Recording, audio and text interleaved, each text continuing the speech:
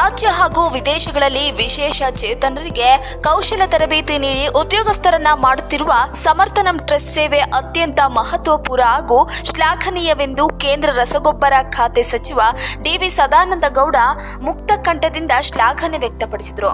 ನಗರದ HSR layout ಅಗರದಲ್ಲಿರುವ ವಿಶೇಷ ಚೇತನರ ಕೌಶಲ ತರಬೇತಿ ಕೇಂದ್ರ ಸಮರ್ಥನಂ ಟ್ರಸ್ಟ್ 23ನೇ ವಾರ್ಷಿಕೋತ್ಸವ ಸಮಾರಂಭದಲ್ಲಿ ಮುಖ್ಯ ಅತಿಥಿಗಳಾಗಿ ಭಾಗವಹಿಸಿ ಮಾತನಾಡಿದ ಅವರು, ಆಂಧ್ರಪ್ರದೇಶ ಸೇರಿದಂತೆ ವಿದೇಶಗಳಲ್ಲಿ ವಿಶೇಷ ಚೇತನರಿಗೆ ಬದುಕು ರೂಪಿಸುವ ನಿಟ್ಟಿನಲ್ಲಿ ಸಮರ್ಥನಂ ಸಂಸ್ಥೆ ಮುಂದಾಗಿರುವುದು ಉತ್ತಮ ಬೆಳವಣಿಗೆ ಎಂದರು.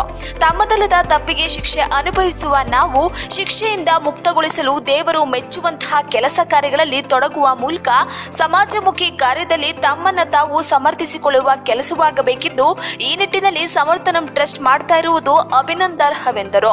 ನನ್ನ ಇಲಾಖೆ ಸಾರ್ವಜನಿಕವಾಗಿ ಯಾವುದೇ ಸಮಸ್ಯೆಗಳಿದ್ರೆ ಶಾಸಕ ಸತೀಶ್ ರೆಡ್ಡಿ ಅವರ ಮೂಲಕ ನನ್ನ ಗಮನಕ್ಕೆ ತರಲು ಸೂಚಿಸಿದ ಸಚಿವ ಸದಾನಂದ ಗೌಡ ಅವರು ಮಾರ್ಚ್ ನಂತರ ಸಾರ್ವಜನಿಕವಾಗಿ ಸೇವೆ ಸಲ್ಲಿಸ್ತಾ ಇರುವ ಸಂಸ್ಥೆಗಳಿಗೆ ಸರ್ಕಾರದಿಂದ ನೆರವು ನೀಡುವ ಭರವಸೆಯನ್ನ ನೀಡಿದ್ರು.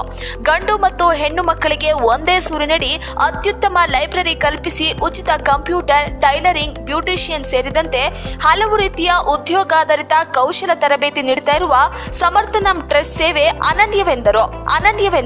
ಬೊಮ್ಮನಹಳ್ಳಿ ಕ್ಷೇತ್ರದ ಶಾಸಕ ಸತೀಶ್ ರೆಡ್ಡಿ ಮಾತನಾಡಿ, ಸಮರ್ಥನಂ ಸಂಸ್ಥೆ ಕಳೆದ 23 ವರ್ಷಗಳಿಂದ ಸುಮಾರು 50,000 ವಿಶೇಷ ಚೇತನ ಗಂಡು ಮತ್ತು ಹೆಣ್ಣು ಮಕ್ಕಳಿಗೆ ಹಲವು ರೀತಿಯ ಉದ್ಯೋಗಾಧಾರಿತ ಉಚಿತ ಕೌಶಲ ತರಬೇತಿಯನ್ನ ನೀಡುವ ಮೂಲಕ ಭವಿಷ್ಯವನ್ನ ರೂಪಿಸಿರುವುದು ಶ್ಲಾಘನೀಯವೆಂದರು.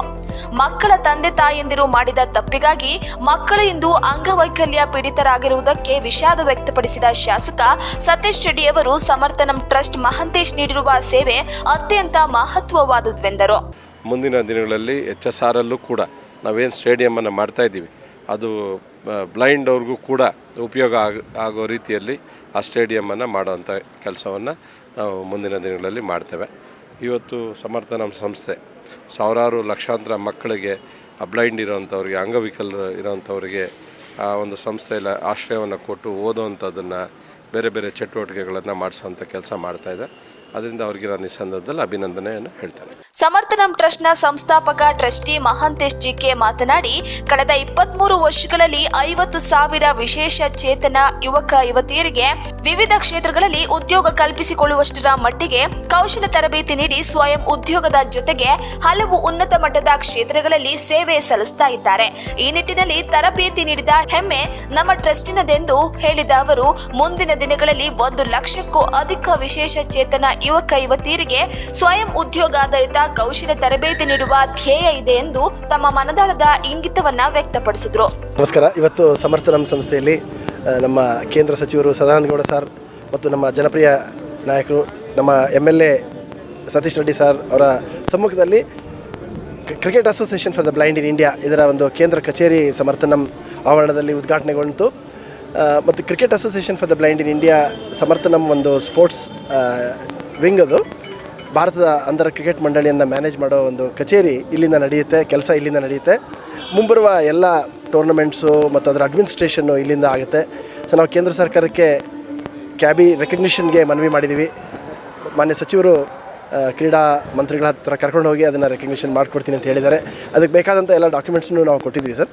ಸೊ ಮತ್ತು ಅದ್ರ ಜೊತೆಗೆ ಸದಾನಂದ ಗೌಡ ಸರ್ ಮತ್ತು ಸತೀಶ್ ರೆಡ್ಡಿ ಸರ್ ಮತ್ತೆಲ್ಲ ಸಂಸ್ಥೆಯ ಚಟುವಟಿಕೆಗಳನ್ನ ಭಾಳ ಸಂತೋಷದಿಂದ ಎಲ್ಲ ವೀಕ್ಷಿಸಿ ಒಂದು ತಾಳ್ಮೆಯಿಂದ ಎಲ್ಲ ನೋಡಿ ಮಕ್ಕಳ ಜೊತೆ ಇಂಟ್ರ್ಯಾಕ್ಟ್ ಮಾಡಿದ್ದಾರೆ.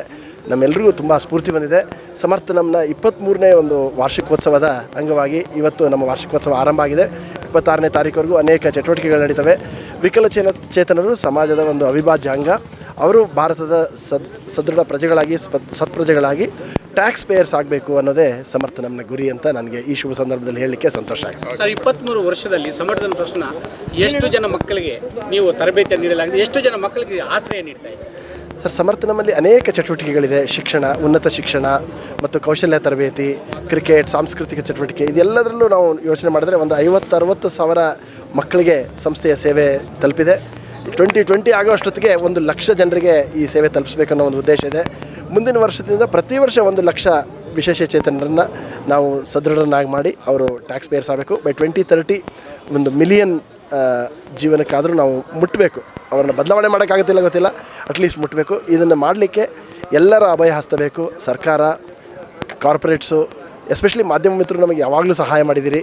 ಮತ್ತು HNIs ಇರ್ಬೋದು, ಅವರ ಸಮಯ ಕೊಡ್ಬೋದು, ಅವರ ಅನುಭವ ಕೊಡ್ಬೋದು, ಮತ್ತು ಅವರ ಒಂದು ಟ್ರೆಷರ್ ದಾನ ಕೊಡ್ಬೋದು. ಯಾವುದೇ ರೀತಿಯಲ್ಲಿ ಆದರೂ ಅವರು ಕೈ ಜೋಡಿಸಿ ನಾವೆಲ್ಲ ಸೇರಿ ವಿಕಲಚೇತನರು ಭಾರತದಲ್ಲಿ ಸಂತೋಷವಾಗಿ ಬದುಕುವಂಗೆ ಮಾಡಬೇಕು ಅನ್ನೋದೇ ಸಮರ್ಥನ ಗುರಿ ಅಂತ ನನಗೆ ಹೇಳಲಿಕ್ಕೆ ಇಷ್ಟ ಆಗುತ್ತೆ.